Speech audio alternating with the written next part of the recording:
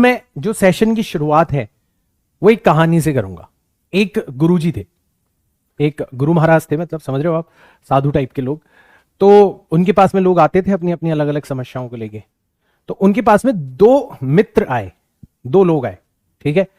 एक का नाम राम था और एक का नाम श्याम था। राम ने आके बोला कि महाराज मैं भूखा मर रहा हूं, आप कोई कृपा करो मेरे ऊपर और मेरी भूख शांत कर दो। तो महाराज ने क्या किया, महाराज ने अपने पास में जो भोजन रखा हुआ था, जो उन्होंने खुद ने पकाया था, महाराज है, सन्यासी है, खुद का भोजन खुद बनाते हैं, राइट। उन्होंने उस भोजन का कुछ हिस्सा उठाया और पहले शिष्य को दे दिया। अगले दिन फिर से शिष्य आया, उसने बोला महाराज फिर भूख लग रही है, भोजन का प्रबंध करवा दो। तो अगले दिन फिर से उस गुरु ने क्या किया, अपने भोजन का जो आधा हिस्सा है वो उसको पकड़ा दिया। और ऐसे लगातार कई दिनों तक चलता रहा, लगातार कई दिनों तक चलता रहा, 50-60 दिन तक ऐसा लगातार चलता रहा। और उसके अगले दिन जब वापस से इसको भूख लगी, वापस से, क्योंकि इसकी तो आदत लग गई थी, ये वापस से चला गया, महाराज भूख लग रही है, कुछ करो, भूख शांत करो। अब इसको पता था कि महाराज भूख शांत करने के लिए क्या करेंगे, ये अपने भोजन का आधा हिस्सा दे देंगे। लेकिन उस दिन महाराज ने खाना देने से मना कर दिया। अब खाना देने से मना कर दिया तो उस शिष्य को इतना बुरा लगा, इतना बुरा लगा कि वो भली बुरी गालियां बकने लगा महाराज को, बहुत बुरी बुरी गालियां बकने लगा। लेकिन गालियां बकने से उसकी भूख थोड़ी ना शांत होगी। और ऐसा हुआ कि वो शाम तक, अगले दिन तक भूखा ही मरता रहा और भूख के मारे उसने अपनी जान दे दी। लेकिन महाराज को एक चीज समझ में आ गई कि यार मैं 50 दिन तक लगातार इसको अपना खाना दे रहा था, ये फिर भी भूख से मर गया।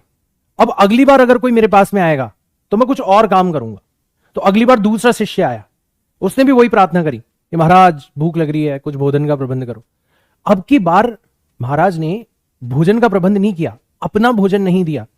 उन्होंने बोला कि यार तू एक काम कर, तू मेरे साथ आ और मैं किस तरीके से भोजन इकट्ठा करता हूं, उसको पकाता हूं, उसको देख, अच्छे से सीख उससे, और फिर मैं तुझे अपने भोजन का कुछ हिस्सा दे दूंगा, या तू जो भोजन बनाएगा उसी से तेरी भूख शांत हो जाएगी।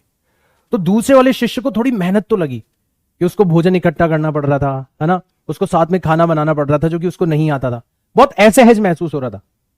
लेकिन 1 दिन 2 दिन 3 दिन के बाद में सिचुएशन ये आ गई कि अपने आप ही जो दूसरा वाला शिष्य था उसने आना बंद कर दिया, उसने आना बंद कर दिया। क्योंकि अब जब भी उसको भूख लगती थी वो खुद अपना स्वयं भोजन इकट्ठा करता था और बहुत अच्छे से उसको पका के खा लेता था, अपनी भूख शांत कर लेता था। इनफैक्ट वो तो अपने गुरु से भी आगे निकला, उसने ऐसी ऐसी विधियां इजाद कर ली जिससे बहुत स्वादिष्ट खाना बनाया जा सकता है। इनफैक्ट जब भी वो खाना बनाता था तो उसमें से कुछ हिस्सा अपने गुरु को दिया करता था।